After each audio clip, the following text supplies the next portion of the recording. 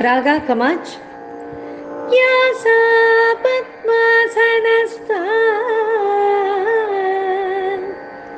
विपुलकटितटे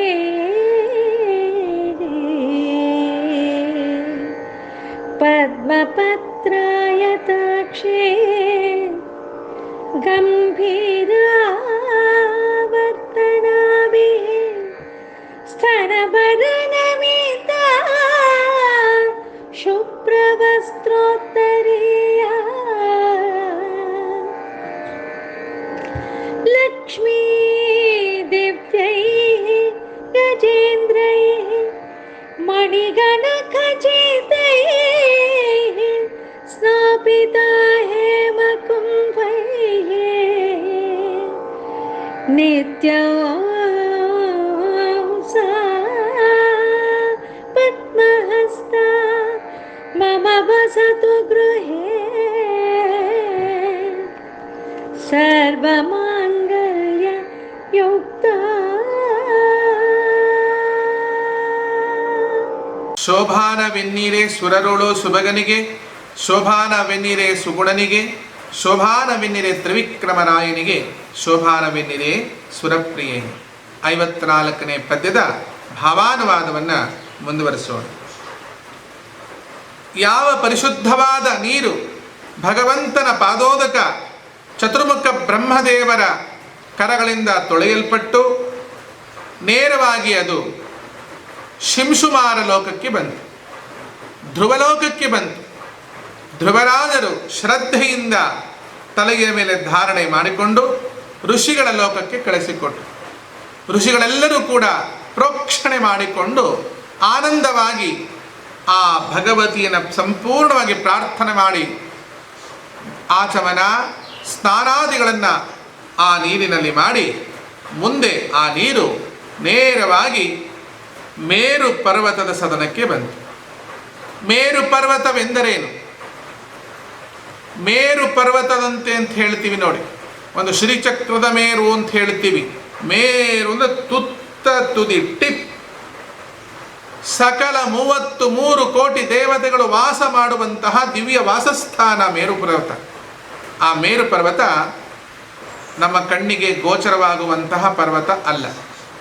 ನಮ್ಮ ಕಣ್ಣಿಗೆ ಗೋಚರವಾಗಿಲ್ಲ ಅಂದಮೇಲೆ ಆ ಪರ್ವತ ಅಲ್ಲಿದೆ ಅಂತ ಹೇಗೆ ಹೇಳ್ತೀರಿ ಸ್ವಾಮಿ? ಅಯ್ಯೋ ಮಾರಾಯ, ಅದೆಷ್ಟೋ ಜೀವಿಗಳು ನಮ್ಮ ಕಣ್ಣಿಗೆ ಕಾಣಿಸೋಲ್ಲ, ಅಲ್ಲಿ ಇದೆ ತಾನೇ ಆ ಜೀವಿಗಳೆಲ್ಲ. ಲೌಕಿಕ ಚಕ್ಷುವಿಗೆ ಕಾಣದಂತಹ ಪರ್ವತ ಮೇರು ಪರ್ವತ. ಅಲ್ಲಿ ಸಕಲ ದೇವತೆಗಳು ವಾಸ ಮಾಡಿಕೊಂಡಿರ್ತಕ್ಕಂಥದ್ದು. ಎಷ್ಟೋ ಬಾರಿ ಪರಮಾತ್ಮ ಅವತಾರ ಮಾಡುವಾಗ ತನ್ನ ಎಲ್ಲ ಭೃತ್ಯರನ್ನು ಕರೆದು ಸಮಾಲೋಚನೆ ಮಾಡುವಂತಹ, ಅಥವಾ ಮೀಟಿಂಗ್ ಅಂತ ಹೇಳ್ತೀರೋ ಗೊತ್ತಿಲ್ಲ, ಅಂತಹ ಪ್ಲೇಸೇ ಮೇರು ಪರ್ವತ. ಆ ಜಾಗಕ್ಕೆ ಆ ಶುದ್ಧವಾದ ನೀರು ಧಡ ಧಡ ಧಡ ಧಡ ಹರಿಬೇಕು. ಕಣ್ಣಿಗೆ ಕಾಣಿಸದಿದ್ದರೂ ಒಳಗಣ್ಣಿನಿಂದ ನೋಡಬೇಕು ಈ ನೋಟವನ್ನು. ತುಂಬ ಅದ್ಭುತವಾಗಿರ್ತಕ್ಕಂತಹ ಸುಂದರವಾದ ಸನ್ನಿವೇಶ ಇದೆ. ಮೇರು ಪರ್ವತದ ಮೇಲೆ ಆ ನೀರು ಮಧ್ಯಭಾಗಕ್ಕೆ ಬೀಳಲಿಕ್ಕೆ ಪ್ರಾರಂಭ ಆಯಿತು. ಒಂದು ಕಡೆ ನಾವು ನೀರು ಹೊಯ್ಯುವಾಗ ನೀರು ಸಿಡಿಯುತ್ತೆ ನೋಡಿ, ಹಾಗೆ 4 ದಿಕ್ಕಿಗೆ ಆ ನೀರು ಸಿಡಿಯಿತು. ಮೇರು ಪರ್ವತದ ತಲೆ, ಆ ತಲೆಯ ಮೇಲೆ ನೀರು ಬಿದ್ದ ತಕ್ಷಣ ಅದು 4 ಭಾಗಕ್ಕೆ ಸಿಡಿಯಿತು, 4 ಕವಲಾಯಿತು. ಪೂರ್ವ ದಿಕ್ಕಿ ಒಂದು ಕವಲು ಹರಿಯಿತು, ಆ ಕವಲಿನ ಹೆಸರು ಸೀತಾ ಅಂತ. ದಕ್ಷಿಣ ದಿಕ್ಕಿಗೆ ಒಂದು ಕವಲು ಹರಿತಾ ಇದೆ, ಅದಕ್ಕೆ ಅಲಕ ನಂದ ಅಂತ ಹೆಸರು. ಪಶ್ಚಿಮ ದಿಕ್ಕಿಗೆ ಹರಿದದ್ದೇ ಚಕ್ಷುಷ್ಮತಿ ಅಥವಾ ಚಕ್ಷು ಅಂತ. ಉತ್ತರ ದಿಕ್ಕಿಗೆ ಒಂದು ಕವಲು ಹರಿಯಿತು, ಆ ಕವಲಿನ ಹೆಸರು ಭದ್ರಾ.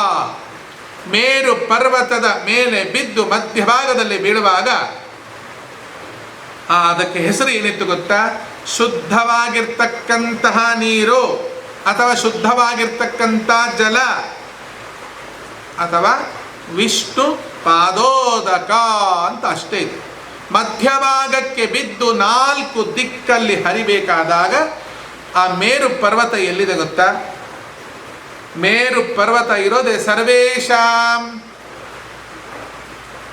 ಉತ್ತರತಃ ಮೇರು, ಸರ್ವೇಷಾಂ ಚ ಉತ್ತರತಃ ಮೇರು, ನಮಗೆಲ್ಲರಿಗೂ ಉತ್ತರ ಭಾಗದಲ್ಲಿ ಮೇರು ಪರ್ವತ ಇರುವುದು ಅಂತ ಶಾಸ್ತ್ರ ವಚನವೇ ಇದೆ. ದೇವತೆಗಳ ವಾಸಸ್ಥಾನ ಅದು. ಅದರ ಮಧ್ಯಭಾಗದಲ್ಲಿ ಬಿದ್ದು ದಕ್ಷಿಣ ದಿಕ್ಕಿಗೆ ಹರಿದತಕ್ಕಂತಹ ಒಂದು ಕವಲಿದೆ. ಆ ಕವಲಿನ ಹೆಸರೇ ಅಲಕನಂದ. ನಾವೆಲ್ಲರೂ ಬದರಿಗೆ ಅಂತ ಹೋಗ್ತೀವಲ್ಲ, ಬದರಿಕಾಶ್ರಮ. ಆ ಬದರಿಕಾಶ್ರಮದಲ್ಲಿ ಅವಳನ್ನು ಗಂಗೆ ಅಂತ ಕರೆಯಲ್ಲ, ಭಾಗೀರಥಿ ಅಂತಲೂ ಕರೆಯೋಲ್ಲ. ಅವಳನ್ನು ಏನಂತ ಕರೀತಾರೆ? ಅಲಕನಂದ ಅಂತ ಕರೀತಾರೆ. ಏನಿದು ಅಲಕನಂದ ಅಂದರೆ? ಅಲಕನಂದ ಅಂದರೆ ಏನರ್ಥ? ನಾವಿವತ್ತು ಹೆಸರಿಡ್ತೀವಿ, ಏನೇನೇನೇನೋ ಹೆಸರಿಡ್ತೀವಿ. ಆ ಹೆಸರಿಗೆ ಯಾವುದಕ್ಕೂ ಅರ್ಥವೂ ಇಲ್ಲ, ಬರೀ ವ್ಯರ್ಥವಾಗಿರ್ತಕ್ಕಂಥ ಜೀವನ ನಡೆಸುವಂಥ ಹೆಸರನ್ನು ನಾವೆಲ್ಲರಿಗೂ ಕೊಡ್ತೀವಿ. ಆಗ ಅಲಕನಂದ ಅಂದರೆ ಏನರ್ಥ? ಅಲಕನಂದ ಅಂತ ಅವಳಿಗೆ ಹೆಸರು ಬಂತಲ್ಲ, ಯಾಕೆ? ಅದನ್ನು ಬಿಡಿಸಿ ಹೇಳಿ. BBC, ಬ್ರಿಟಿಷ್ ಬ್ರಾಡ್ಕಾಸ್ಟಿಂಗ್ ಕಾರ್ಪೊರೇಷನ್ ಇದ್ದ ಹಾಗೆ ಅಲಕನಂದಕ್ಕೂ ಒಂದು ಅರ್ಥ ಇದೆ. ಅಲಕಾನ್ ನಂದಯತಿ ಇತಿ ಅಲಕನಂದ. ಅಲಕಾನ್ ನಂದಯತಿ, ಅಲಕಾನ್ ಸಂತೋಷಯತಿ, ಅಲಕಾನ್ ಆನಂದಯತಿ ಇತಿ ಅಲಕನಂದ ಅಂತ. ಸ್ವಲ್ಪ ನಾನು ನಿಮಗೆ ಅರ್ಥವಾಗದ ರೀತಿಯಲ್ಲಿ ಹೇಳಕ್ಕೆ ಪ್ರಯತ್ನ ಪಡ್ತೇನೆ. ಮುಂದೆ ಅರ್ಥವನ್ನು ತಿಳಿಸ್ಲಿಕ್ಕೆ ಪ್ರಯತ್ನವನ್ನು ಪಡ್ತೇನೆ. ಅವರನ್ನು ತೃಪ್ತಿಪಡಿಸ್ತಾಳೆ, ಅವರಿಗೆ ಆನಂದವನ್ನು ಕೊಡ್ತಾಳೆ, ಅಷ್ಟೇ ಇದರ ಅರ್ಥ. ಯಾರಿಗೆ ತೃಪ್ತಿ ಕೊಡೋದು? ಯಾರಿಗೆ ಸಂತೋಷ ಕೊಡೋದು? ಯಾರಿಗೆ ಆನಂದವನ್ನು ಕೊಡೋದು? ಅಲಕರಿಗೆ ಆನಂದವನ್ನು ಕೊಡುತ್ತಾಳೆ, ಅಲಕರಿಗೆ ಸಂತೋಷವನ್ನು ಕೊಡುತ್ತಾಳೆ, ಅಲಕರನ್ನು ಖುಷಿಯಾಗಿಟ್ಕೊಳ್ತಾಳೆ. ಅಬ್ಬಾ, ಇನ್ನೂ ಅರ್ಥ ಆಗಲಿಲ್ಲ ನಮಗೆ. ಹೆಸರೇನಿದೆ? ಅಲಕನಂದ ಅಂತಿದೆ ಅಲ್ಲ. ಅಲಕ ಅಂದ್ರೇನು? ಅಲಕರು, ಹಲ್ಕಾರು ಅಲ್ಲ ರೀ, ಅಲಕರು. ALAKA, ಅಲಕರು. ಅಲಕರು ಅಂದರೆ ತಾವು ದೂಷಿತರಾಗಿ ಮತ್ತೊಬ್ಬರನ್ನು ಅಲಂಕೃತರನ್ನಾಗಿ ಮಾಡುವವರೆಲ್ಲರೂ ಅಲಕರು. ಇಷ್ಟೇ. ಏನು ತಾನು ದೂಷಿತ ಆಗೋದು? ಮಗು ಮೂಗು ಸೋರ್ತಾ ಇದೆ, ಕಿವಿ ಸೋರ್ತಾ ಇದೆ, ಅಥವಾ ಇನ್ನು ಯಾವ ಜಾಗ ಎಲ್ಲವೂ ಸೋರ್ತಾ ಇದೆ. ಯಾವುದನ್ನು ಅಸಹ್ಯ ಮಾಡಿಕೊಳ್ಳದಂತೆ ತಾಯಿ ಆ ಮಗುವನ್ನು ತೊಳಿಬೇಕಾದ್ರೆ, ಇವತ್ತಿನ ಒಂದು ಯಾವುದು ರೋಗ ಬಂದಿದೆಯಲ್ಲ, ಕರೋನಾ ರೋಗ, ಅದನ್ನು ಓಡಿಸುವಾಗ ಬಾಯಿ ಮುಚ್ಕೊಂಡು, ಕಿವಿ ಮುಚ್ಕೊಂಡು, ತಲೆ ಮುಚ್ಕೊಂಡು ಹಾಗೆ ತಾಯಿ ಮಾಡ್ತಾಳೆ? ಏನನ್ನು ಮುಚ್ಕೊಳ್ಳಲ್ಲ, ಎಲ್ಲವನ್ನೂ ತೆರೆದುಕೊಂಡಿರ್ತಾಳೆ.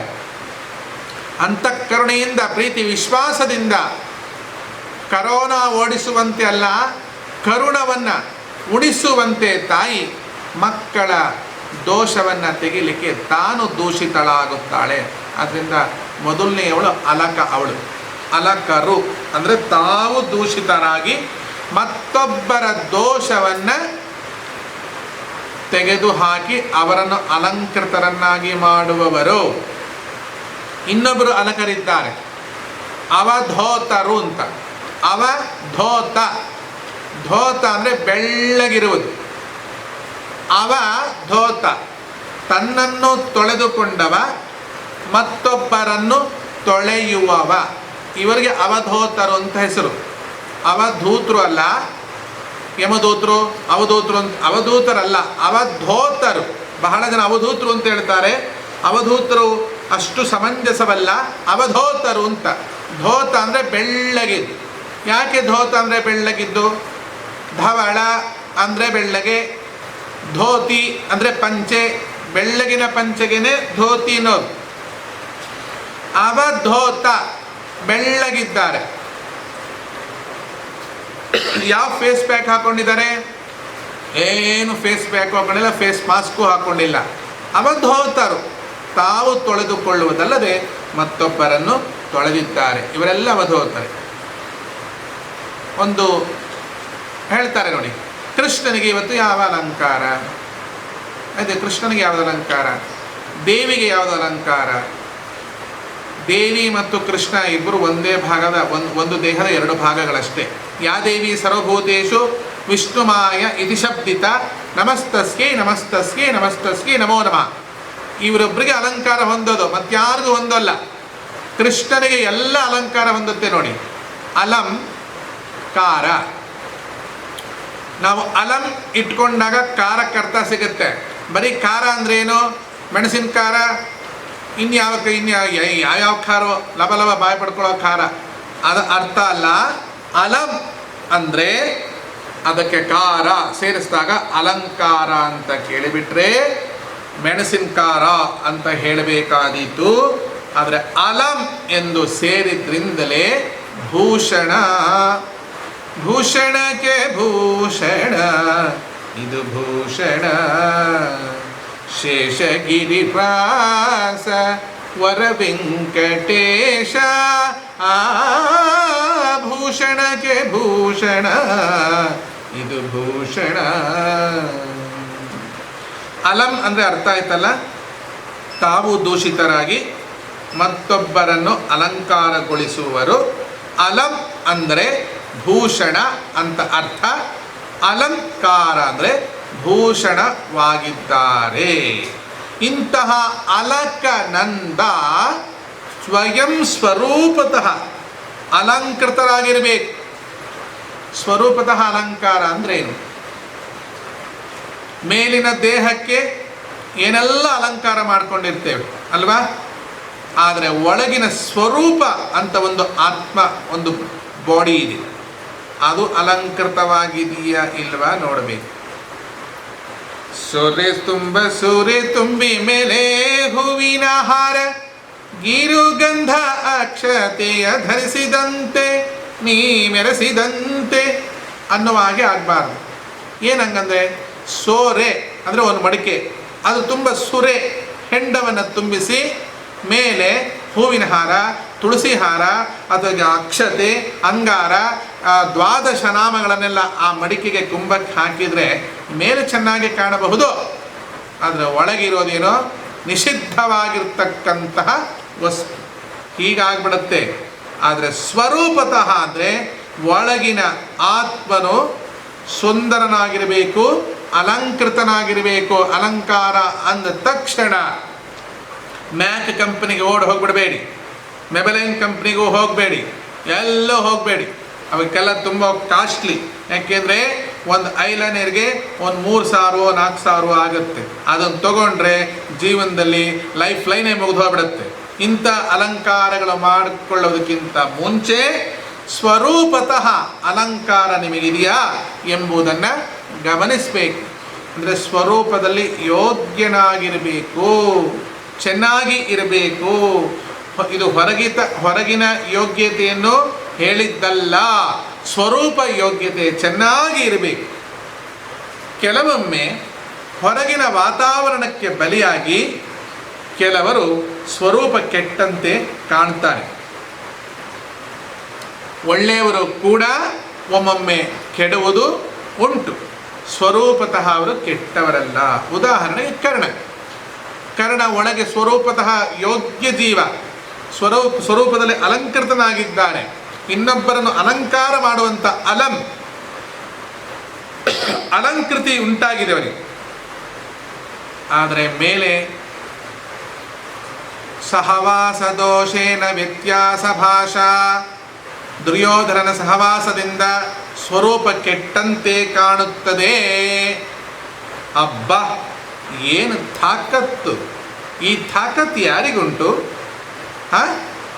ತಾನು ದೂಷಿತಳಾಗಿ ಮತ್ತೊಬ್ಬರ ಅಲಕರನ್ನು, ಅಂದರೆ ಇನ್ನೊಬ್ಬರನ್ನು ತಾನು ದೂಷಿತನಾಗಿ ಮತ್ತೊಬ್ಬರನ್ನು ಅಲಂಕಾರ ಮಾಡುವಂತಹ ಅಲಕರನ್ನ ಸಂತೋಷಯತಿ, ಆನಂದಯತಿ. ಇಂತಹ ವಿಷಯವೂ ಇವಳಲ್ಲುಂಟಲ್ಲ. ನಂದಯತಿ, ಇಂತಹ ಅಲಕರನ್ನು ನಂದಯತಿ. ಅಲಕನಂದ ಇತಿ ಅಲಕನಂದ. ಆದ್ರಿಂದಲೇ ಬದ್ರಿಗೆ ಹೋದವರ ಸ್ನಾನ ನೋಡಿ ಹೇಗಿರುತ್ತೆ, ಬಹಳ ವಿಚಿತ್ರ ಅದು ಸ್ನಾನ. ಬದ್ರಿಗೆ ಯಾವಾಗಾದರೂ ಹೋಗಿದ್ರಾ? ಹೋಗಿ ಬನ್ನಿ ಒಂದ್ಸಲ. ಕಡ ಕಡ ಕಡ ಕಡ ಕಡ ಕಡ ನಡಕ್ತಾ ಇರ್ತಾನೆ. ಮೆಟ್ಲು ಇಳಿಯೋಕ್ಕೂ ಕಷ್ಟ, ಮೆಟ್ಲು ಹತ್ತಕ್ಕೂ ಕಷ್ಟ. ಸೀದಾ ತಗೊಂಡು ಹೋಗಿ ನಮ್ಮನ್ನು ಅಲ್ಲಿ ಛತ್ರದಲ್ಲಿ ಮಧ್ವಾಶ್ರಮದಲ್ಲೋ ಅಥವಾ ಬೇರೆ ಬೇರೆ ಬೇರೆ ಆಶ್ರಮಗಳಿದೆ ಅಲ್ಲಿ. ಅನಂತ ಮಠ ಅಂತ ಒಂದು ಆಶ್ರಮ ಇದೆ. ನಿಜವಾಗಿಯೂ ಬದರಿಕಾಶ್ರಮಕ್ಕೆ ಅನಂತ ಮಠ ಅಂತ ಹೆಸರು. ಅನಂತ ಮಠದಲ್ಲಿ ಯಾವುದೋ ಒಂದು ಬಿಲ್ಡಿಂಗ್ ಆಗಿದೆ, ಅದು ಅನಂತ ಮಠ ಅಲ್ಲ, ಪೂರಾ ಬದರಿಕಾಶ್ರಮವೇ ಅನಂತ ಮಠ. ಅಂತಹ ಅನಂತ ಮಠದಲ್ಲಿ ಹೋಗಿ ಸ್ನಾನ ಮಾಡುವರು ನೋಡಿಬೇಕಾದ್ರೆ ಗಡ ಗಡ ಗಡ ಗಡ ನಗ್ತಾರ್ರಿ. ಅಷ್ಟು ಸುಲಭ ಇಲ್ಲ ಸ್ನಾನ. ನಮ್ಮ ಮನೇಲಿ ನಿಮ್ಮ ಮನೇಲಿ ಡಬ್ಬಲ್ ಮಾಡ್ದಂಗಲ್ಲ. ಅಲ್ಲಿ ಕಿರು ಬೆರಳನ್ನು ನೀರಲ್ಲಿಟ್ಟರೆ ಆ ಬೆರಳು ಹೀಗೆ ನೆಟ್ಟಿಗೆ ನಿಂತ್ಕೊಂಡ್ಬಿಡತ್ತೆ. ಮತ್ತದು ಬಗ್ಬೇಕಾದ್ರೆ ಅದನ್ನು ಬಗ್ಸಕ್ಕೆ ಮತ್ತೊಬ್ಬರು ಬಗ್ಬೇಕಾಗತ್ತೆ. ಅವ್ರಿಗೆ ಬಗ್ಗಕ್ಕೆ ಆಗಲ್ಲ. ಬರ್ಫ್ ಇಂತಹ ಚಳಿ ನೀರಿನಲ್ಲಿ ಸ್ನಾನ ಮಾಡೋರು ನೋಡಿ. ಕೇವಲ ಅಲ್ಲಿ ಸ್ನಾನ ಮಾಡೋರು ದಕ್ಷಿಣದವರು ಮಾತ್ರ, ಸೌತಿನ ಜನ ಮಾತ್ರ. ಯಾಕೆ ಅಂದರೆ ಅಷ್ಟು ದೂರ ಹೋಗಿರ್ತೀವಿ, ಕಷ್ಟಪಟ್ಕೊಂಡು ಸಾಲನೋ ಸೂಲನೋ ಮಾಡಿ ಹೋಗಿರ್ತೀವಿ. ಹೋದ ಮೇಲೆ ಮುಳುಗಿದ ಮೇಲೆ ಇದ್ರೇನು ಸತ್ರೇನು, ಚಳಿಗೆ ಹೆದರೋದು ಬೇಕಿಲ್ಲ. ನೀರಲ್ಲಿ ಇಳಿದ ಮೇಲೆ ಚಳಿ ಏನೋ, ಗಾಳಿ ಏನೋ, ಬಿಸಿಲೇನೋ, ಮಳೆ ಏನು ಅಂತ ಹೇಳಿ ಸೌತ್ನವರು ಮಾತ್ರ, ದಕ್ಷಿಣದವರು ಮಾತ್ರ ಧೈರ್ಯವಾಗಿ ಮುಳುಗ್ತಾರೆ. ಮುಳುಗಿದ ಮೇಲೆ ಏನಾಗುತ್ತೆ? ಹೇಳೋಕ್ಕಾಗೋಲ್ಲ. ಯಾಕೆ ಹೇಳೋಕ್ಕಾಗಲ್ಲ? ಜಗತ್ತೇ ಕಣ್ಣಿಗೆ ಕಾಣಿಸೋಲ್ಲ. ನೀವು ಮುಳುಗಿದ ತಕ್ಷಣ ಆ ಥಂಡಿ ನೀರಿಗೆ ನಿಮ್ಮ ರಕ್ತ ಹೆಪ್ಪುಗಟ್ಟಿ, ತಲೆ ಗಟ್ಟಿಯಾಗಿ ಈಶ್ವರಲಿಂಗದ ಥರ ರೌಂಡಾಗಿ ಗಟ್ಟಿ ಗುಂಡಾಗಿರುತ್ತೆ. ಅಲ್ಲಿ ಪಕ್ಕದಲ್ಲಿದ್ದವ್ರು ಒಬ್ಬರು ನಿಮ್ಮನ್ನು ಕೈ ಹಿಡಿದು ಜಗ್ಗಂತ ಜಗ್ಕೋಬೇಕಾಗತ್ತೆ. ಇಲ್ಲ ನೀವು ಅಲ್ಲೇ ಓಂ ಊರ್ಧ್ವಾಯ ನಮಃ, ಊರ್ಧ್ವಲಿಂಗಾಯ ನಮಃ, ಭವಾಯ ನಮಃ, ಭವಲಿಂಗಾಯ ನಮಃ, ಶರ್ವಾಯ ನಮಃ, ಶರ್ವಲಿಂಗಾಯ ನಮಃ ತಲೆ ರೌಂಡ್ ಗುಂಡಾಗ್ಬಿಡ್ತೀರ ನೀವು. ಆ ನದಿಲಿರೋ ಕಲ್ಲು ಗುಂಡ್ಗುಂಡಗಿರುತ್ತಲ್ಲ, ಆ ಥರ ಆಗೋಗ್ಬಿಡ್ತೀರ. ನಾವು ತುಂಬ ವರ್ಷಗಳ ಕೆಳಗೆ ಅನಂತ ಮಠದಲ್ಲಿ, ನಾನು ಬದರಿಕಾಶ್ರಮಕ್ಕೆ ಅನಂತ ಮಠ ಅಂತ ಹೇಳ್ತಾ ಇರೋದು, ಪೂರಾ ಬದರಿಗೆ ಅನಂತ ಮಠ ಅಂತ ಹೆಸರು. ಅಲ್ಲಿ ಚಾತುರ್ಮಾಸ್ಯ ಕೂತಾಗ ದೇವರ ಅನುಗ್ರಹದಿಂದ ಪ್ರತಿ ದಿವಸ 11 ಅವಗಾಹನ ಸ್ನಾನ ಅಂದರೆ ಮುಳುಗಿ ಸ್ನಾನವ ಮಾಡುವ ಯೋಗವನ್ನು ಶ್ರೀಮನ್ನಾರಾಯಣ ಈ ದೇಹಕ್ಕೆ ಅನುಗ್ರಹಿಸಿದ್ದ. ಅಲ್ಲಿನ ಬದರಿನ ರಾವಲ್ ಅಂದರೆ ಪೂಜಾರಿ, ಮೇನ್ ಪ್ರೀಸ್ಟ್, ಅವನೇನು ಹೇಳ್ತಾನೆ ಗೊತ್ತಾ? ಏನ್ರಿ ನಿಮಗೆ ಬುದ್ಧಿ ಇದೆಯಾ? ಆ ತಣ್ಣೀರಲ್ಲಿ ನಾವೇ ಸ್ನಾನ ಮಾಡೋಲ್ಲ. ಅಲ್ಲಿ ಮತ್ತಿನ್ನೇನಿದೆ? ಅಲ್ಲಿ ಬಿಸಿ ನೀರಿನ ಬುಗ್ಗೆಗಳಿದೆ ನೋಡಿ. ಒಂದು 20-30 ಮೆಟ್ಲು ಕೆಳಗೆ ಅಷ್ಟು ಕೊರಿಯೋ ಚಳಿಯಾಗಿರ್ತಕ್ಕಂಥ ನೀರು. ಒಂದು 20 ಮೆಟ್ಟಿಲ ಮೇಲೆ ಬೆರಳನ್ನು ಇಡೋಕ್ಕಾಗಲ್ಲ, ಅಷ್ಟು ಕುದಿಯೋ ನೀರು. ಎಷ್ಟು ವಿಚಿತ್ರವಾಗಿರ್ತಕ್ಕಂತಹ ಪ್ರಕೃತಿಯ ವೈಭವ ವೈಪರೀತ್ಯ. ಒಂದು 20-25 ಮೆಟ್ಲ ಕೆಳಗೆ ಇಳಿಯೋಕ್ಕೆ ಆಗಲ್ಲಪ್ಪ, ಕಾಲೆಲ್ಲ ಮರಗಟ್ಟಿ ಹೆಪ್ಪುಗಟ್ಟು ಹೋಗಿರುತ್ತೆ. ಅಂತಹ ಕೊರಿಯುವಂಥ ಚಳಿಯ ನೀರು. ಒಂದು 25 ಮೆಟ್ಲ ಮೇಲೆ ಬಿಸಿ ನೀರು. ಇವತ್ತು ಬಿಟ್ಟು 24 ತಾಸು ಅದನ್ನು ಆರಿಸ್ತಾರೆ, ತಣ್ಣಗೆ ಮಾಡ್ತಾರೆ. ಆದರೂ ಒಳಗೆ ಬಿಸಿ ನೀರು ಬರ್ತಾ ಇರುತ್ತೆ.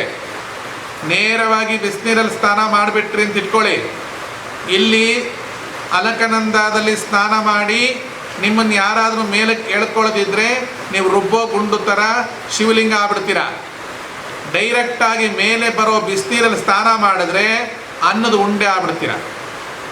ಅತ್ಲಾಗ ಅನ್ನದ ಉಂಡೆ ಆಗ್ತೀರ, ಇತ್ಲಾಗೆ ರುಬ್ಬ ಗುಂಡು ಆಗ್ತೀರ. ಅಂದರೆ ಅಷ್ಟು ಸುಟ್ಟೋಗುವಂತಹ ನೀರು. ಅಂತಹ ಜಾಗದಲ್ಲಿ ಶ್ರದ್ಧೆಯಿಂದ 11 ಮುಳುಗು ಹಾಕಿದಾಗ ಆ ರಾವಲ್ಜಿ ಹೇಳ್ದ, ಏನ್ರಿ ಹಿಂಗೆ ಸ್ನಾನ ಮಾಡ್ತೀರಲ್ಲ ಗುರುಗಳೇ, ಬುದ್ಧಿ ಇದೆಯಾ ನಿಮಗೆ? ಭಾಗವತ ಸರಿಯಾಗಿ ಓದಿದ್ದೀರಾ ಅಂದ. ಏನಪ್ಪ ಓದಿದ ಹಾಗಿದೆ, ನೀನು ಓದಿದ್ರೆ ಒಂಚೂರು ವಿವರಣೆ ಕೊಡು ಅಂದೆ. ಅವನು ಹೇಳ್ದ, ಶ್ರೀಕೃಷ್ಣ ಹೇಳ್ತಾನೆ ಉದ್ಧವನಿಗೆ, ಗಚ್ಚೋದ್ಧವ ಬದರ್ಯಾಖ್ಯಂ ಮಮಾಶ್ರಮಂ ತಿಷ್ಠ ವೀಕ್ಷಾಯಾಗ ಅಲಕನಂದಾಯಾಗ ನಿರ್ಧೋತ ಅಶೇಷ ಕಲ್ಮಷಂ ಅಂತ ಇದೆಯಲ್ಲ. ಭಾಗವತದಲ್ಲಿ ಕಡೆಯ ವಾಕ್ಯಗಳು ಏನು ಹೇಳುತ್ತೆ ಅಂದರೆ, ಉದ್ಧವನಿಗೆ ಕೃಷ್ಣ ಹೇಳ್ತಾನೆ, ಕಲಿಯುಗ ಹತ್ರ ಬರ್ತಾ ಇದೆ, ಇನ್ನೇನು ಸಮೀಪಿಸಿದೆಯಪ್ಪ, ಆದ್ದರಿಂದ ಗಚ್ಚ ಹೊರಡು. ಯಾರಿಗೆ? ಉದ್ಧವನೇ ಇಲ್ಲಿಂದ ಹೊರಡು. ಎಲ್ಲಿಗೆ ಹೊರಡು? ಬದರ್ಯಾಖ್ಯಂ ಮಮಾಶ್ರಮಂ. ಸ್ಪಷ್ಟವಾಗಿ ಹೇಳಿದ ನೋಡಿ. ಕೃಷ್ಣ ಎಲ್ಲಿದ್ದಾನೆ ಅಂತ ಅರ್ಥ ಆಯಿತು. ಬಹಳ ಸಂತೋಷದಿಂದ ಹೇಳಿದ್ದಾನೆ ಕೃಷ್ಣ. ನಾನು ರಾಮೇಶ್ವರದಲ್ಲಿದ್ದೀನಿ, ನಾನು ಉಡುಪಿಲಿದ್ದೀನಿ, ನಾನು ತಿರುಪತಿಲಿದ್ದೀನಿ, ನಾನು ಪಂಢರಪುರದಲ್ಲಿದ್ದೀನಿ, ಎಲ್ಲೆಲ್ಲೂ ಕಡೆ ಇದು ಇರಬಹುದು. ಆದರೆ ಕೃಷ್ಣನದ್ದೇ ವಾಣಿ. ಬದರ್ಯಾಖ್ಯಂ ಮಮಾಶ್ರಮಂ.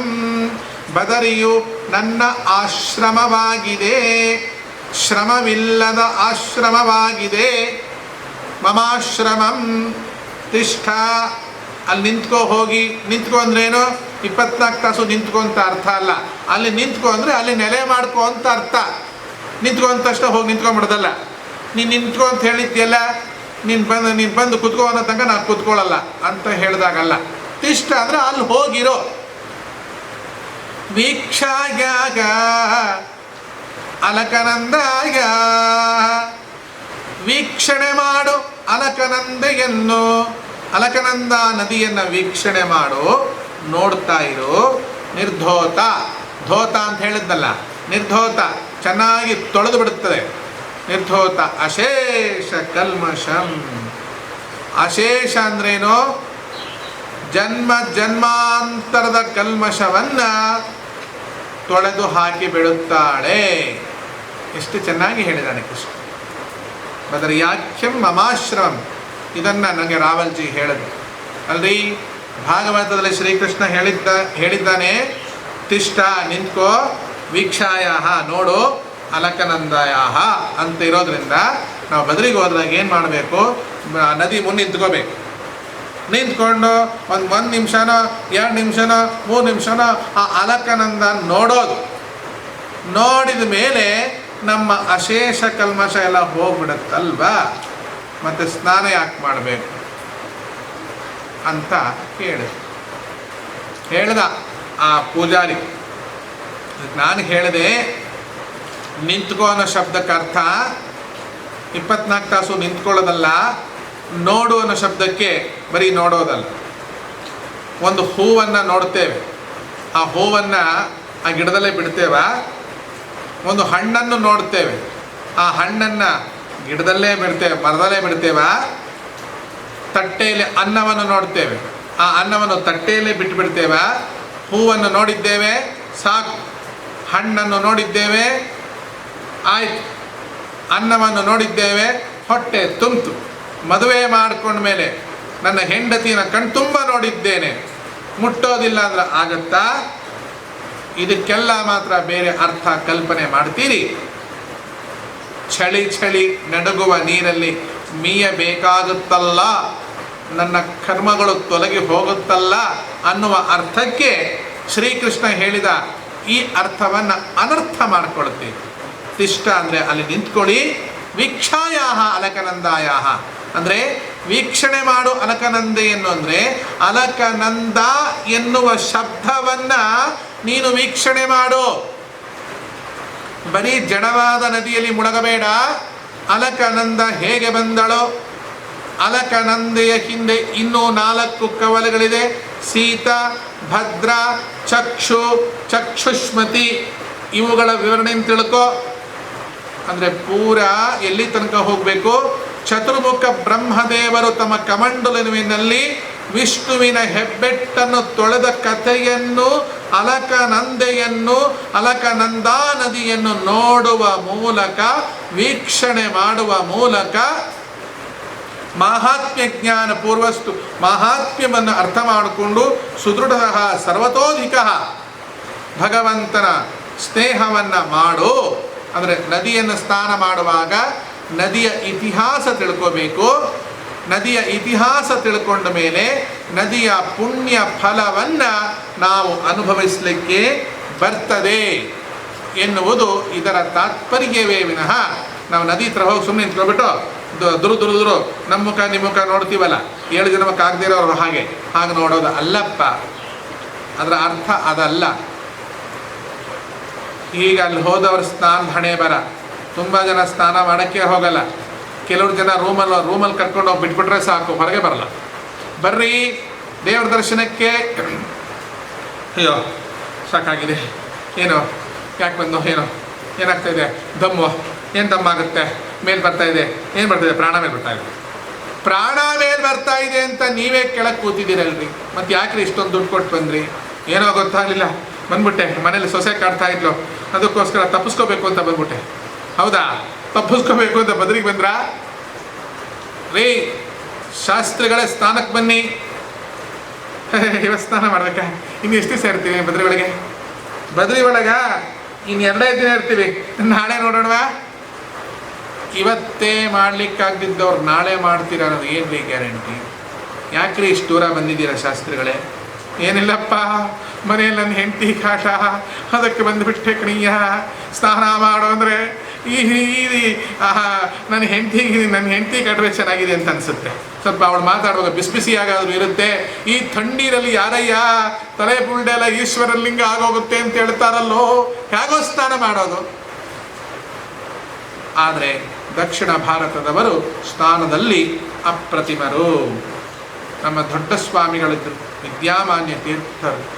ತುಂಬಿದ ಕೊಡ, ತುಂಬಿದ ಪ್ರಾಯದವರು, 80 ವರ್ಷದ ಮುದುಕರು. ಹಬ್ಬ, ಅದೆಷ್ಟು ಚೆನ್ನಾಗಿ ಸ್ನಾನ ಮಾಡ್ತಾರೆ. ನಾವು ಮಾಡ್ತಾ ಇದ್ದೀವಿ ಸ್ನಾನ, ಮುಳುಗೋದ ನಮ್ಮನ್ನು ನೋಡಿ ಉಳಿದವ್ರಿಗೂ ಎದೆ ಹೊಡ್ಕೊಂಡು ಸತ್ತವ್ರು. ಏನಾಗಿದೆ? ಇಲ್ಲ ಲಿಂಗ ಆಗೋದು ಅವರು. ಹೌದಾ? ನಾವೇನಾಗ್ಬಿಡ್ತೀವಿ, ಬೇಡ ಸ್ನಾನ ಮಾಡ್ತಾರೆ. ಅಂದರೆ ಸ್ನಾನ ಮಾಡೋದಾದರೆ ನಾವೆಲ್ಲ ನಾವು ಅಲಂ ಅಲ್ಲ, ನಾವು ಖಾರ ಅಷ್ಟೇ. ಈ ಕೆಲವರು ಬದಲಿಗೆ ಇದು ಕೇದಾರಕ್ಕೆಲ್ಲ ಹೋಗ್ತಾ ಇರಬೇಕಾದ್ರೆ ಕಿಲೋಮೀಟ್ರ್ ಗಟ್ಟಲೆ ನಡೀತಾ ಹೋಗ್ಬೇಕು. ಇರೋದೊಂದು 14 ಕಿಲೋಮೀಟ್ರ್ ಅಷ್ಟೇ. ಥಂಡಿ ಒಳಗೆ ನಡಿಬೇಕಲ್ಲ. ಇನ್ನೊಬ್ಬ ಕೆಲವು ಪಲ್ಲಕ್ಕಿಲಿ ಕರ್ಕೊಂಡು ಹೋಗ್ತಿರ್ತಾರೆ, ಶವವಾಹನದಂತೆ, ವೈಕುಂಠ ಯಾತ್ರೆ ಥರ. ಹಿಂಗೆ ಕೂತ್ಬಿಟ್ಟಿರ್ತಾರೆ, ಅಲಗಾಡೋದೇ ಇಲ್ಲ. ಹಿಂಗೆ ಯಾಕೆ ಅಲಗಾಡಲ್ಲ? ಒಳಗೊಂದು ಬನಿಯನ್ನು, ಮೇಲೊಂದು ಶರ್ಟು, ಅದ್ರ ಮೇಲೊಂದು ಮುಂಡಾಸು, ಅದ್ರ ಮೇಲೊಂದು ಶರ್ಟು, ಅದ್ರ ಮೇಲೊಂದು ಬೈರಾಸು, ಅದ್ರ ಮೇಲೊಂದು ಜರ್ಕಿನ್ನು. ಅದೇ ಅಷ್ಟೊಂದು ದಪ್ಪ, ಅವ್ರಿರೋದು ಇಷ್ಟೇ ದಪ್ಪ. ಇದು ಪರ್ಷಿಯನ್ ಬೇಕು ಅಂತಿರುತ್ತೆ, ಅದ್ರ ಮೇಲೆ ಇಷ್ಟು ದಪ್ಪ ಕೂದಲಿರುತ್ತೆ. ಅದೆಲ್ಲ ಸ್ನಾನ ಮಾಡಿಸ್ನೋಡು ಇಷ್ಟೇ ದಪ್ಪ ಇರುತ್ತೆ. ಹಾಗೆ ಮನುಷ್ಯ ಇರೋದು ಇಷ್ಟೇ ಇಷ್ಟು ದಪ್ಪ. ಮೇಲೆ ಹಾಕ್ಕೊಂಡಿರೋ ಆವರ್ಕಗಳು ಬಹಳ. ಹಾಗೆ ಅಷ್ಟೊಂದು ಬಟ್ಟೆ ಹಾಕ್ಕೊಂಡು ಅಲಗಾಡಬೇಕು. ಅವರನ್ನೆಲ್ಲ ಅಲಕಾರು ಅಂತ ಹೇಳೋಕ್ಕಾಗಲ್ಲ, ಅವ್ರನ್ನ ಹಲ್ಕಾರು ಅಂತ ಹೇಳ್ಬೋದು ಅಷ್ಟೇ. ಒಂದು 14 ಕಿಲೋಮೀಟ್ರ್ ನಡೆಯುವಾಗ ಎಷ್ಟು ಕಷ್ಟ ಆಗುತ್ತೆ ಅಂದರೆ, ಆಕ್ಸಿಜನ್ ಕಮ್ಮಿ ಇರೋದ್ರಿಂದ ಉಸಿರು ತೆಗೆದುಕೊಳ್ಳೋಕ್ಕಾಗಲ್ಲ. ದರ್ಶನ ಮಾಡ್ಕೊಂಡು ಬರ್ತಿರ್ತಾರಲ್ಲ ನಮ್ಮ ಎದುರಿಗೆ, ಅವ್ರು ಬರ್ತಾ ಇರ್ತಾರೆ. ನಾವು ಕರ್ನಾಟಕದವ್ರು ಏನು ಮಾಡ್ತೀವಿ ಗೊತ್ತಾ? ಇನ್ನೂ ಎಷ್ಟು ದೂರ ಇದೆ ಅಂತ ಕೇಳಿ. ಪಾಪ ಅವರು ಉತ್ತರ ಭಾರತದವ್ರು ತುಂಬ ಒಳ್ಳೆಯವರು. ಅವ್ರೇನು ಹೇಳ್ತಾರೆ ಗೊತ್ತಾ? ಥೋಡಿ ಆಗಿ ಹೇ, ಇದರಿ ಹೀ ಅಂತ ಹೇಳ್ತಾರೆ. ಇದರ್ ಹೀ ಹೇ ಅಂತ ಅವ್ರು ಮುಂದೆ ಹೋಗ್ತಿರ್ತಾರೆ ಸಾವಿರಾರು ಜನ. ನಾವು ಇದರ್ ಹೀ ಹೇ ಅಂತ ಗುದ್ರಕೊಂಡು ಹೋಗ್ತಾನೇ ಇರ್ತೀವಿ. ಅಷ್ಟರೊಳಗೆ ಯಾರು ಕರ್ನಾಟಕದವ್ರು ಬರ್ಬೇಕು ನೋಡಿ ನಮ್ಮ ಎದುರಿಗೆ. ಭಾಳ ಒಳ್ಳೆಯವರು ಕರ್ನಾಟಕದವ್ರು. ಅವ್ರೇನು ಮಾಡ್ತಾರೆ? ಜೈ ಭೋಲೆ ಬಾಬಾ, ಜೈ ಭೋಲೆನಾಥ್, ಶಂಭೋ ಶಂಕರ್, ಹರ ಹರ್ ಮಹಾದೇವ್, ನಾರಾಯಣ್. ಕಿತ್ನಾ ದೂರ್ ಹೇ ಬಾಬಾ ಅಂತ ಕೇಳಿದ್ರೆ, ಥೋಡಿ ದೂರ್ ಹೇ, ಆಗೆ ಚಲೋ, ಜೈ ಬೋಲೋ ಬದ್ರಿನಾಥ್ ವಿಶಾಲ್ ಕಿ ಅಂತಾರ. ಜೈ ಬೋಲೋ ಬಾಬಾ, ಜೈ ಭೋಲೆನಾಥ್. ಇತನಾ ದೂರ್ ಹೇ ಅಂತ ನಾವು ಬರ್ತಾ ಇದ್ದೀವಲ್ಲ, ಇನ್ನೂ ಸಿಗ್ತಿಲ್ವಲ್ಲಪ್ಪ ಅಂತ ಕೇಳಿದ್ರೆ, ದೇಖೋ ಓ ಛೋಟಾ ಸ ಪಹಾಡೇನ, ಅಲ್ಲಿ ಕಾಣಿಸ್ತಾ ಇದೆಯಲ್ಲ ಸಣ್ಣ ಪರ್ವತ, ಅಲ್ಲೇ ಅದು ನಮ್ಮ ಕಣ್ಣಿಗೆ ಹತ್ರ ಕಾಣುತ್ತೆ. ಯಾಕೆ ಕಾಣುತ್ತೆ ಗೊತ್ತಾ? ತಿಳಿಯಾದ ನೀರಿನಲ್ಲಿ ನಾವು ₹1 ಹಾಕಿದಾಗ ಮೇಲ್ ಬಂದಂಗೆ ಕಾಣುತ್ತೆ. ಅಷ್ಟರಲ್ಲಿ ಯಾರಾದರೂ ನಮ್ಮ ಕರ್ನಾಟಕದವರು ಅಲ್ಲಿ ಹೋಗಿ ವಾಪಸ್ ಬರ್ತಿರ್ತಾರೆ ಅಂತ ಇಟ್ಕೊಳ್ಳಿ. ನಾವು ಕನ್ನಡದಲ್ಲಿ ಮಾತಾಡೋದು ನೋಡಿಬಿಟ್ರೆ ಅವರೇ ಹೇಳ್ತಾರೆ, ಎಷ್ಟು ದೂರ ಇದೆ ರೀ? ಅಯ್ಯೋ ಜನ್ಮ ಅಂತ ಇದ್ದರೆ ಜನ್ಮೇಪಿ ಇಲ್ಲಿ ಬರಬಾರ್ದು ನೋಡಿ. ಇನ್ನೂ ಇಲ್ಲೇ ಇದ್ದೀರಾ? ಮತ್ತು ಆ ಪರ್ವತ ಅಲ್ಲಿ ಕಾಣಿಸುತ್ತೆ, ಅಲ್ಲಿದೆ ಅಂದ್ರಲ್ಲ, ಆ ಪರ್ವತ ಭೂಮಿ ಮೇಲೆ ಇಲ್ಲ. ನಾನು 3 ದಿವಸದ ಕೆಳಗೆ ಕೇಳ್ಕೊಂಡು ನಡ್ಕೊಂಡು ಹೋಗಿ ಹಬ್ಬ ಇಳಿತಿದ್ದೀನಲ್ಲ ಅಂತ ಸಂತೋಷ ಆಯಿತು. ನಿಮ್ಮಿಷ್ಟಪ್ಪ, ನಿಮ್ಮ ಧೈರ್ಯ, ಹೋಗೋದಿದ್ರೆ ಹೋಗಿ ಅಂದ್ಬಿಡ್ತಾರೆ. ಇವರು ಅಲ್ಲೇ ಕುಸ್ತು ಬಿದ್ದು. ಈ ತರಹ ಕರ್ನಾಟಕದವರಿಗೆ ಕೊಡುವಂತಹ ಒಂದು ದೊಡ್ಡ ಬಲಾಬಲ. ನಮ್ಮಲ್ಲೊಬ್ಬರು ಆಯಿ ಅಂತ ಒಬ್ರು ಇದ್ದಾರೆ. ಅವರು ಒಂದು 20 ಜನ ಚೆನ್ನಾಗಿ ಉಂಡು ತಿಂದವ್ರನ್ನ ಒಂದು ಕಡೆ ಕೂಡಿಟ್ರೆ ಒಬ್ಬರು ಆಯಿ ಆಗ್ತಾರೆ. ಅವ್ರು ತಮ್ಮ ಸಣ್ಣಪ್ಪಾಜಿ ಆಗ್ತಾರೆ. ನಡ್ಕೊಂಡು ಹೋಗಿ ಸುಸ್ತಾಗಿ ವಾಪಸ್ ಬರಬೇಕಾದ್ರೆ ಅವಮ್ಮ ನಡೆಯೋಕ್ಕೆ ಕಷ್ಟಪಡ್ತಾ ಇತ್ತು ಆ ಥಂಡಿ ಒಳಗೆ. ಆ ಮಂದಾಕಿನಿ ನದಿಯಲ್ಲಿ, ಅಲಕನಂದ ಮಂದಾಕಿನಿ ಹೇಳಿದ್ನಲ್ಲ ನಿಮಗೆ, ಅಲ್ಲಿ ಬರೋವಾಗ ಒಬ್ಬ ಖೋಂಡಿ ಎತ್ಕೊಂಡೋಗೋದು ಕೂತಿದ್ದ. ಖೋಂಡಿ ಅಂದರೆ ಒಂದು ಬುಟ್ಟಿ ಮಾಡಿರ್ತಾರೆ. ಆ ಬುಟ್ಟಿನ ಬೆನ್ನಿಗೆ ಹಾಕ್ಕೊಂಡಿರ್ತಾರೆ. ಅದ್ರ ಒಳಗೆ ಅವರು ಶರ್ಪಾಗಳು ಅಂತ ಹೇಳ್ತಾರೆ. ನಮ್ಮನ್ನು ಕೂಡಿಸ್ಕೋತಾರೆ. ಎಷ್ಟೆಷ್ಟೋ KG ಗಟ್ಟಲೆ ನಮ್ಮನ್ನು ಕೂಡಿಸ್ಕೊಂಡು ಪಾಪ ಬೆನ್ನ ಮೇಲೆ ಹೊತ್ಕೊಂಡು ನಡ್ಕೊಂಡು ಹೋಗ್ತಾ ಇರ್ತಾರೆ. ನಾನೇನು ಮಾಡಿದೆ ಅಂದರೆ ಆಯಿ ಇವರಿಗೆ ಹೇಳಿದೆ, ನೀವು ಇದ್ರಲ್ಲಿ ಕೂತ್ಕೊಳ್ಳಿ ಅಂತ. ಬುಟ್ಟಿ ಬಾಯಿ ಇರೋದು ಇಷ್ಟಗಲ್ಲ, ಅವರ ಪೃಷ್ಠ ಇರೋದು ಇಷ್ಟು ದೊಡ್ಡದು. ಹ್ಯಾಂಗೆ ಕೂತ್ಕೋಬೇಕ್ರಿ? ಏನೋ ಕಷ್ಟಪಟ್ಟು ಒಂದು 400-500 ರೂಪಾಯಿಗೆ ಕೂಲಿ ಮಾತಾಡಿಕೊಂಡು ಅವ್ರನ್ನ ಅದ್ರಲ್ಲಿ ಕೂಡಿಸಿದ ಮೇಲೆ ಅವನು ಹೊತ್ಕೊಂಡ ಅವ್ರನ್ನ. ನಾವು ನಡ್ಕೋತಾ ಒಂದು 5-6 ಕಿಲೋಮೀಟ್ರ್ ದೂರ ಬಂದಾಗ ಇದ್ದಕ್ಕಿದ್ದಾಗೆ ಒಬ್ಬ ಮನುಷ್ಯ ನಮ್ಮ ಮುಂದೆ ಪಾಸಾದ. ದಡ ಮುಂದೆ ಹೋದ. ಅವನ ಅರ್ಧ ಮುಖ ನನಗೆ ಕಣ್ಣಿಗೆ ಕಾಣ್ತು. ಇವನು ಎಲ್ಲೋ ನೋಡಿದ್ದೀನಲ್ಲ ಅಂತ ನನಗನ್ನಿಸ್ತು. ಏ ಭಯ್ಯ ಇದರ್ ಆವೋ ಅಂದೆ ನಾನು. ಏ ಅಣ್ಣ ಇಲ್ಲಿ ಬಾರೋ ಅಂತ ಕರೆದೆ. ಅವನು ಬಂದ. ತುಮಾರ ಚೆಹರ, ನಿನ್ನ ಮುಖ ನಾನು ಎಲ್ಲೋ ನೋಡ್ದಂಗಿದೆ, ನೀನು ಯಾರೋ ಮಾರಾಯ ಅಂದೆ. ಅವನಂದ, ಬಾಬಾಜಿ ನೀವು ನನಗೆ ಕೂಲಿ ಕೊಟ್ಟಿದ್ರಲ್ಲ, ಆ ಕೂಲಿನ ಅವ್ರ ಕೈಲಿ ವಾಪಸ್ ಕೊಟ್ಟು ಬಂದೆ. ಯಾರದು? ಆಯಿಯವರನ್ನ ಇವನೇನು ಬೆನ್ನ ಮೇಲೆ ಹಾಕ್ಕೊಂಡಿದ್ನಲ್ಲ, ಹಾಕ್ಕೊಂಡು 2 ಹೆಜ್ಜೆ ನಡೆದಿಲ್ಲ. ನಡೆದ ತಕ್ಷಣನೇ ಗಡ ನಡಗಿದ. ನಾವು ಗಡ ನಡಗಿದಾನೆ. ಮುಂದೆ ಕುದುರೆ ಥರ ಇರೋ ಕತ್ತೆಗಳು ಬರ್ತಾ ಇರುತ್ತೆ. ಆ ಕತ್ತೆ ಕಾಲಲ್ಲಿ ಒದ್ದು ಬಿಟ್ಟಿದೆ. ಅವನಿಗೆ ಒದ್ದ ತಕ್ಷಣ ಅವನು ಗಿರ್ಕಿ ಹೊಡೆದು ಬಿದ್ದಿದ್ದಾನೆ. ಅವನ ಮೇಲೆ ನಮ್ಮ ಆಯಿಯವರು ಬಿದ್ದಿದ್ದಾರೆ.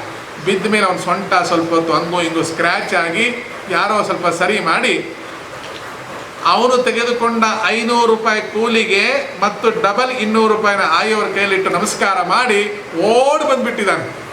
ನಾನಂದೆ, ಏನು ಮಾರಾಯ, ಮೊದಲೇ ಹೇಳಬೇಕೋ ಬೇಡೋ, ನೀನು ಎತ್ಕೊಳಕ್ಕಾಗಲ್ಲ ಅಂತ ಅಂದಿದ್ದಕ್ಕೆ ಅವನೇನಂದ, ಜನ್ಮೇಪಿ ನಾವು ಬದುಕಿದ್ರೆ ನಿಮ್ಮಂಥ ಸಾಧುಗಳ ದರ್ಶನ ಆಗಬಾರ್ದು. ನಿಮ್ಮಂಥ ಸಾಧುಗಳ ದರ್ಶನ ಆಗೋದಾದರೆ ನಿಮ್ಮ ಭಕ್ತರಾಗಿರ್ತಕ್ಕಂಥ ಆಯಿಯವರು ನಮ್ಮ ಮೈ ಮೇಲೆ ಕುದ್ಕೋಬಾರ್ದು ಅಂತ ಓಡೋಗ್ಬಿಟ್ಟ. ಇಷ್ಟು ಕಷ್ಟ ಕಂಡ್ರಿ ಹಿಮಾಲಯದಲ್ಲಿ. ಆ ಹಿಮಾಲಯದಲ್ಲಿ ಅಲಕನಂದ ಸ್ನಾನ ಮಾಡೋದು, ಮಂದಾಕಿನಿ ಸ್ನಾನ ಮಾಡೋದು ಬಹಳ ಸುಲಭವಾಗಿರ್ತಕ್ಕಂಥ ವಿಷಯವೇನು ಅಲ್ಲ ಅಂತ ಏನಿಲ್ಲ. ಪ್ರತಿನಿತ್ಯ ಮನುಷ್ಯನಲ್ಲಿ ಬ್ರಾಹ್ಮಣನಾಗಿ ಹುಟ್ಟಿದ್ದರೆ ಸ್ನಾನಕ್ಕೆ ಅವನು ಹೆದರೋಲ್ಲ. 2 ದಿವಸಕ್ಕೊಂದ್ಸಲ, 3 ದಿವಸಕ್ಕೊಂದ್ಸಲ, 6 ದಿವಸಕ್ಕೊಂದ್ಸಲ, 10 ದಿವಸಕ್ಕೊಂದ್ಸಲ ಸ್ನಾನ ಮಾಡೋರಿಗೆ ಸ್ನಾನ ಅಂದಷ್ಟು ಹೇ ಸ್ನಾನ ಮಾಡಬೇಕಾ ಅಂತ. ಅಲ್ರಿ, ಕರಡಿ ಸ್ನಾನ ಮಾಡುತ್ತಾ, ಕೋತಿ ಸ್ನಾನ ಮಾಡುತ್ತಾ, ನಾಯಿ ಸ್ನಾನ ಮಾಡುತ್ತಾ, ಬೆಕ್ಕು ಸ್ನಾನ ಮಾಡುತ್ತಾ, ಹಾವು ಸ್ನಾನ ಮಾಡುತ್ತಾ, ನಾವ್ಯಾಕೆ ಸ್ನಾನ ಮಾಡಬೇಕು ರೀ? ಹಾವು ಬೆಕ್ಕು ನಾಯಿ ಸ್ನಾನ ಮಾಡಿದ್ರು ನಿನ್ನಷ್ಟು ದುರ್ವಾಸನೆ ಬರೋಲ್ಲ. ನೀನು ಯಾಕೆ ಸ್ನಾನ ಮಾಡಬೇಕು ಅಂದರೆ ನಿನ್ನಷ್ಟು ಪಾಪ ಅವುಗಳು ಮಾಡೋಲ್ಲ, ಆದ್ದರಿಂದ ಸ್ನಾನ ಮಾಡೋಲ್ಲ. ಹೇ ಪಾಪಿ ಜೀವಾತ್ಮನೇ, ಸ್ನಾನ ಮಾಡು. ಅದಕ್ಕೆ ಮನುಷ್ಯ ಸ್ನಾನ ಮಾಡಲೇಬೇಕು. ಇಂಥವರೆಲ್ಲ ಅಲಕಾನಂದಕ್ಕೆ ಹೋದರೆ ನಮಗೇನು ಕಾಣಿಸುತ್ತೆ? ಅಲ್ಲಿ ಸ್ನಾನದ ವಿವರಣೆ ನೋಡಿ ಹೆಂಗಿದೆ.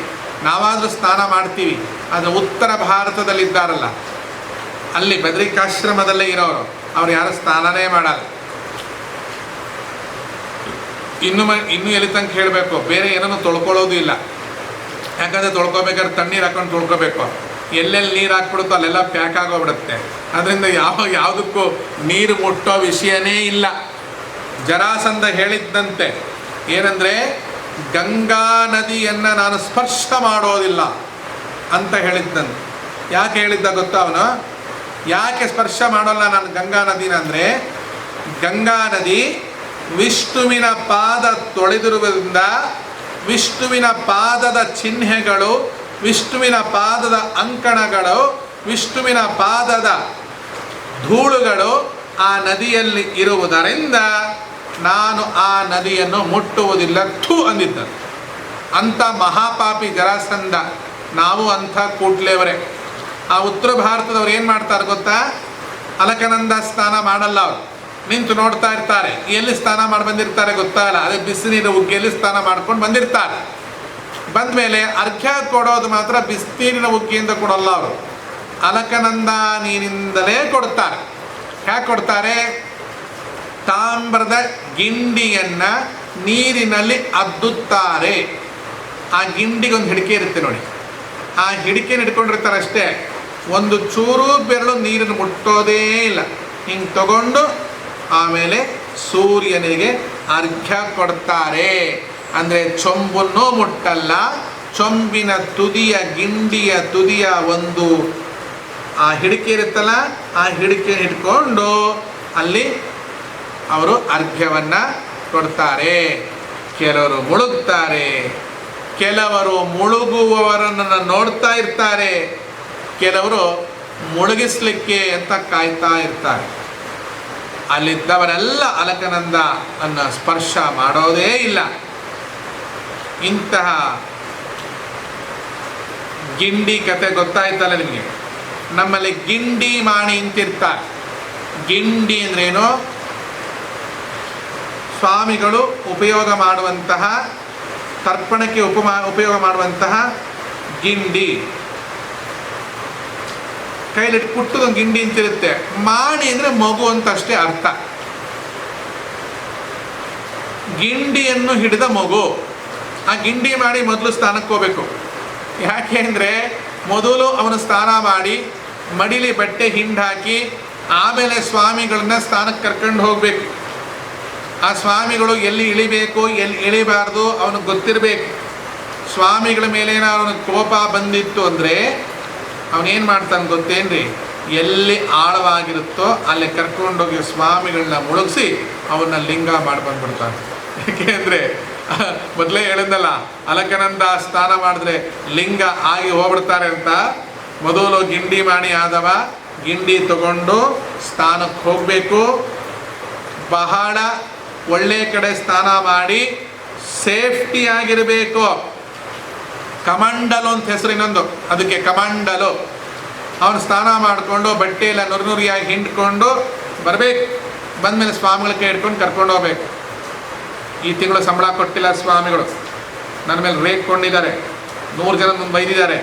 ಇವತ್ತು ಕಡೆ ಸ್ನಾನ ಮಾಡಿಸ್ಬಿಡ್ತೀನಿ ಅವ್ರಿಗೆ ಅಂತ ಹೇಳಿ ಅವರು ಸೀದಾ ಕರ್ಕೊಂಡು ಹೋಗಿ ಎಲ್ಲೋ ರುದ್ರಪ್ರಯಾಗ, ಬ್ರಹ್ಮಪ್ರಯಾಗ ಅಂತ ಎಲ್ಲೇ ಇದೆ ಅಲ್ಲಿ ಕರ್ಕೊಂಡೋಗಿ ಗುಂಡಿಲ್ ಕೆಡವಿ ಲಿಂಗ ಮಾಡಿ ಬಂದವರು ಭಾಳ ಜನ ಇದ್ದಾರೆ ಬಿಡಿ. ಹಾಗಾಗಿ ಕೆಲವರು ಸ್ನಾನ ಮಾಡ್ತಾರೆ, ಕೆಲವರು ಸ್ನಾನ ಮಾಡೋರನ್ನ ನೋಡ್ತಾ ಇರ್ತಾರೆ, ಕೆಲವರು ಮುಳುಗಿಸ್ಲಿಕ್ಕೋಸ್ಕರ ಕಾದಿರ್ತಾರೆ. ಈ ಥರ ಸ್ನಾನವನ್ನು ನಾವು ನೀವು ಮಾಡಬಾರ್ದು. ಪ್ರಾಯಶಃ ನಾವ್ಯಾರು ಅಲಕರು ಅಲ್ಲ. ಅಲಕರು ಅಲ್ಲ. ಅಲಕರು ಅಂದ್ರೇನು? ತಾನು ಶುದ್ಧವಾಗಿದ್ದುಕೊಂಡು ಸ್ವಯಂ ಆತ್ಮದಲ್ಲಿ ಯೋಗ್ಯತೆಯ ಅಲಂಕಾರವನ್ನು ಮಾಡಿಕೊಂಡು ಮತ್ತೊಬ್ಬರ ಕೊಳೆಯನ್ನು ತೊಳೆಯುವ ಯೋಗ್ಯತೆ ಇದ್ದವರಾಗಿ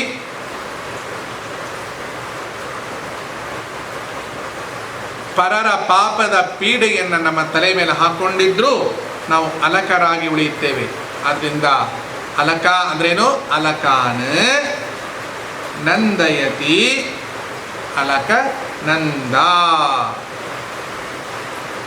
ಮುಂದಿನ ದಿನಗಳಲ್ಲಿ ನಾವು ಬದ್ರಿಗೆ ಹೋದಾಗ ಯಾವ ರೀತಿ ಸ್ನಾನ ಮಾಡಬೇಕು, ಸ್ನಾನ ಮಾಡೋಣ ಎಂದು ಯಾರಿಗೆ ತೋರುತ್ತೋ ಅವರೆಲ್ಲ ಅಲಕರು. ಒಂದೊಂದು ಕಡೆ ಹರಿಯುವಾಗ ಅವಳು ಒಂದೊಂದು ಹೆಸರಿನಿಂದ ಹರಿದು ತಾನು ದಕ್ಷಿಣಕ್ಕೆ ಹರಿಯುವಾಗ ಅವಳು ಅಲಕನಂದ ಮಂದಾಕಿನಿ ಎಂಬ ಹೆಸರಿನಿಂದಲೇ ಹರಿತಾಳೆ. ಹರಿದುಕೊಂಡು ಬಂದು ಹಿಮಾಲಯದಲ್ಲಿ ಪುನಃ ಉತ್ತರ ದಿಕ್ಕಿಗೆ ಹರಿತಾಳೆ. ಉತ್ತರ ದಿಕ್ಕಿಗೆ ಹರಿಯುವಾಗ ಇದ್ದದ್ದನ್ನೆಲ್ಲ ಕೊಚ್ಚಿಕೊಂಡು ಬಂದು, ಅಲ್ಲಿ ಏನೇನಿತ್ತೋ ಎಲ್ಲ ಕೊಚ್ಚಿಕೊಂಡು ಬಂದು ಇಂತಹ ಮಹಾ ಸಾತ್ವಿಕವಾಗಿರ್ತಕ್ಕಂಥ ಶುದ್ಧವಾದ ಪರಮಾತ್ಮನ ಪಾವನ ಪಾದೋದಕ ಹಿಮಾಲಯಕ್ಕೆ ಬಂದಳು. ಹಿಮಾಲಯದಲ್ಲಿ ಹುಟ್ಟಿದಳು. ಅವಳ ಹುಟ್ಟಿನ ಮುಂದಿನ ಗುಟ್ಟುಗಳನ್ನು ಮುಂದಿನ ಭಾಗಗಳಲ್ಲಿ ವಿಮರ್ಶೆ ನಡೆಸೋಣ.